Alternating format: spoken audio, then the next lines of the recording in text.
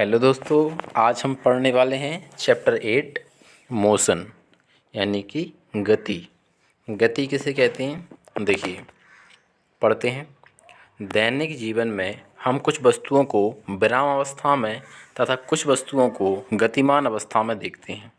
पक्षी उड़ते हैं, मछलियाँ तैरती हैं, रक्त का प्रवाह सिराओं और धमनियों में होता है तथा मोटर गाड़ियाँ चलती हैं।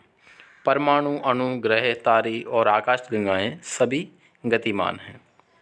तो इसमें क्या समझ में आया? इसमें देखिए कि हमारा दैनिक जीवन जो है, जहाँ हम रहते हैं, जहाँ हम खाते पीते हैं, जहाँ हम खेलते कूदते हैं, जहाँ हम पढ़ते लिखते हैं, हम जहाँ जो भी कुछ कर रहे हैं, तो इस सब में जो भी वस्तुएं हमें दिखाई दे रही हैं, उनमें से कुछ वस्तुएं ऐसी हैं जो गतिमान अवस्था में हैं, कुछ वस्तुएं ऐसी हैं जो विराम अवस्था में हैं।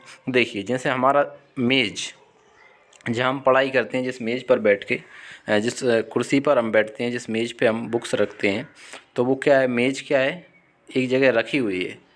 तो वो क्या गतिमान है या फिर विराम अवस्था में है? कौन से फॉर्म में है वो? रेस्ट पोजीशन में, है ना, यानी कि विराम अवस्था में है वो। ठीक है। गतिमान अवस्था में किसे कहेंगे? गतिमान अवस्था में जैसे मान लीजिए कोई कार चल रही है, तो वो क्या है? गतिमान अवस्था में है। कोई बॉल हमने फेंक दिया उसको और वो कहीं से कहीं तक चली गई है ना, तो वो क्या है? गतिमान अवस्था में। जैसे हमारे रूम में ऊपर लगा हुआ फैन, फैन चल रहा है, वो क्या है? वो गतिमान है, गतिमान अवस्था में, एक जगह से दूसरी जगह तक वो मूव कर रहा है, समय के साथ अपने आप को परिवर्तित कर रहा है, वो क्या है? गतिमान है। और जो समय के साथ अपने आप को परिवर्तित नहीं कर रहा है या एक जगह से दूसरी जगह वो मूव नहीं कर पा रहा है, वो क्या है? रेस्ट पोजीशन में है, यानी कि विराम अवस्था में है। ठीक है। एग्जाम्पल्स देखो, मछलियाँ तैरती हैं तो क्या हुआ? गतिमान हुई। रक्त का प्रवाह सिराओं में होता है, हमारा ब्लड क्या है? सर्कुलेट होता है अलग अलग जगह तक, अलग अलग सेल्स में, है ना, तो ये क्या है? ये गतिमान है। धमनियों में होता है इसका सर्कुलेशन ब्लड का, है ना। मोटर गाड़ियाँ चलती हैं, मोटर गाड़ी एक जगह से दूसरी जगह जा रही है, घूम रही हैं, तो ये क्या है? गतिमान है। परमाणु, अणु, ग्रह, तारे और आकाशगंगाएँ सभी क्या हैं? गतिमान हैं। आगे बढ़ते हैं। हम प्राय यह समझते हैं कि कोई वस्तु गति में तभी है जब वह समय के साथ अपनी स्थिति को परिवर्तित करती है। देखिए, हमने पहले भी इसकी बात की कि समय के साथ अपने स्थिति को जो परिवर्तित कर रहा है वो कौन है? वही वस्तु क्या है? गतिमान है। ठीक है। तथापि ऐसी कई अवस्थाएं हैं, यहाँ पर ये समझना पड़ेगा, है ना। कई अवस्थाएं हैं जिनमें गति के अस्तित्व के अप्रत्यक्ष साक्ष्य हैं। कई ऐसे हैं जो दिखाई नहीं देते लेकिन हैं, वो गति में हैं। उदाहरण के लिए देखो, हम हवा की गति का अनुमान धूल कणों के उड़ने व पेड़ों की शाखाओं और पत्तियों के हिलने डुलने से लगाते हैं। हवा जो है वो हमें दिखाई नहीं दे रही है, हवा है, लेकिन हम कैसे पता कर रहे हैं कि हवा गतिमान है? पत्ते हिल रहे हैं, किस कारण हिल रहे हैं? हवा के कारण। धूल के कण, है ना, हम कहीं सड़क पे जा रहे हैं, हमारी आंखों में धूल चली गई, क्या है ये? किस कारण गए? हवा की वजह से, है ना। पेड़ की टहनियाँ हिल रही हैं, डुल रही हैं, पत्तियाँ हिल रही हैं, है ना, तो हमें क्या पता लगता है? हम अनुमान लगाते हैं। कैसे लगाते हैं? कि पेड़ों के पत्ते हिल रहे हैं, टहनियाँ हिल रही हैं, धूल उड़ रही है हवा में, तो ये किस कारण हो रहा है? ये हवा के कारण। तो इससे हम क्या अनुमान लगाते हैं? इससे हमें पता चलता है कि हवा जो है वो गतिमान है ना। ये अप्रत्यक्ष है, हमें दिखाई नहीं दे रही हवा, लेकिन फिर भी हम उसको अनुमान लगा रहे हैं। हम कह रहे हैं कि ये हमें पता चल रहा है कि हवा गतिमान है। ठीक है। फिर है सूर्य, सूर्योदय, सूर्यास्त एवं मौसम परिवर्तन की परिघटनाओं के क्या कारण है? मौसम का परिवर्तन हो रहा है, जैसे मान लीजिए क्या है, क्या यह पृथ्वी की गति के कारण है? यदि यह सही है तो हम पृथ्वी की गति का अनुमान प्रत्यक्ष रूप से क्यों नहीं लगा पाते हैं? तो ये इंटरेस्टिंग है। देखिए यहाँ पे कि जैसे सूर्य उदय हो रहा है, सूर्य अस्त हो रहा है, ना तो सूर्य कभी उदय होता है ना ही कभी वो अस्त होता है। सूर्य तो अपनी जगह पर स्थिर है, बल्कि पृथ्वी की घूर्णन गति के कारण दिन और रात होते हैं, है ना। पृथ्वी अपनी धुरी पर दो प्रकार से घूम रही है, सूर्य के चक्कर लगा रही है। इस वजह से क्या हो रहा है? दिन और रात हो रहा है, सूर्य अस्त हो जाता है ना, उदय हो जाता है। इस तरह से हमें प्रतीत होता है। तो ये क्या किस कारण हो रहा है? गति के कारण, पृथ्वी की गति के कारण इस तरह से ये हो रहा है। मौसम का परिवर्तन भी पृथ्वी की गति के कारण हो रहा है ना।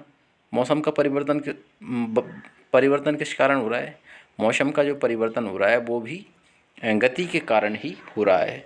इस पर डिटेल्ड चर्चा हम बाद में करेंगे, पर अभी ये मोटा मोटा हमको समझना पड़ेगा, है ना। तो ये है गति के कारण ये सब हो रहा है। ठीक है, आगे बढ़ते हैं। किसी व्यक्ति के लिए एक वस्तु गतिशील प्रतीत हो सकती है, जबकि दूसरे के लिए स्थिर। गति कर रही वस्तु के गति कर रही बस के यात्रियों के लिए सड़क के किनारे लगे पेड़ पौधे पीछे की ओर गतिमान प्रतीत होते हैं, जबकि सड़क के किनारे खड़ा एक व्यक्ति बस के साथ यात्रियों को भी गति करते हुए पाता है। हाँ, यद्यपि बस के अंदर बैठा हुआ एक यात्री अपने साथी यात्रियों को विरामावस्था में पाता है।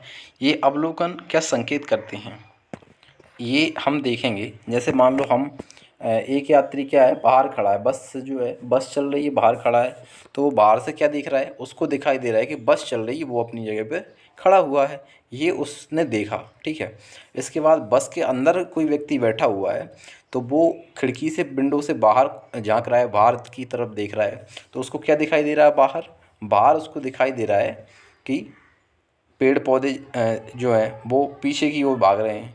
ठीक है, कोई व्यक्ति खड़ा है बाहर, वो पीछे की ओर उसको चलता हुआ दिखाई दे रहा है, सड़क उसको पीछे की ओर चलती हुई दिखाई दे रही है। ऐसा क्यों हो रहा है, ऐसा हो रहा है बस गति में है ना, बस की गति के कारण ऐसा उसे दिखाई दे रहा है ना। तो ये क्या है, उसका बाकी चीज़ें तो विराम है, लेकिन वो गतिमान नहीं है। वो ऐसे ही, ये एग्जाम्पल यहाँ पे हमको समझने की ज़रूरत है। क्या है समझने की ज़रूरत, जैसे कि एक व्यक्ति के लिए क्या हो सकता है, बाहर जो व्यक्ति है उसको बस चलती हुई दिखाई दे रही है, जबकि दूसरा व्यक्ति जो अंदर बैठा है उसको क्या चलते हुए दिखाई दे रहा है, उसको अपने बस के यात्री तो विराम अवस्था में दिख रहे हैं, वो तो अपनी जगह में बैठे हैं, सीटों में बैठे हैं, लेकिन उसको क्या दिख रहा है, बाहर की दुनिया गतिमान दिख रही है, उसको चलायमान दिख रही है बाहर की दुनिया। ठीक है, तो इस तरह से भी होता है। ठीक है, समझ में आया। हाँ, आगे बढ़ते हैं। देखिए, बहुत सी गलतियाँ जटिल होती हैं। कुछ वस्तुएं सीधी रेखा में तो कुछ वस्तुएं वृत्तीय पथ पर हो सकती हैं। कुछ घूर्णन कर सकती हैं एवं कुछ कंपन कर सकती हैं। ऐसी भी स्थिति हो सकती है जिनमें ये क्रियाएं साथ साथ हों। इस अध्याय में हम सबसे पहले सीधी रेखा में गतिमान वस्तुओं का वर्णन करेंगे। ठीक है, हम इस तरह की गति को साधारण समीकरण और ग्राफों के माध्यम से व्यक्त करना भी सीखेंगे। बाद में हम वृत्तीय गति के बारे में चर्चा करेंगे। ठीक है दोस्तों, तो ये जो गति जो चैप्टर है, ये बहुत ही इंटरेस्टिंग चैप्टर है। इसका ये इंट्रोडक्शन था, गति क्या होती है ना, गति किसे कहते हैं, है ना। इसका इंट्रोडक्शन था, परिचय था, और बाकी फिर अभी नेक्स्ट वीडियो में इसके बारे में और पढ़ेंगे अच्छे से, है ना।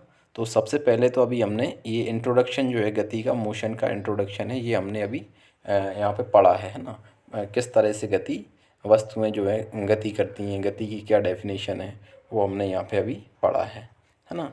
बाकी फिर पढ़ेंगे नेक्स्ट वीडियो में, मिलेंगे फिर नेक्स्ट टॉपिक के साथ। ठीक है बच्चों, वीडियो को लाइक करें, चैनल को ज़रूर सब्सक्राइब करें।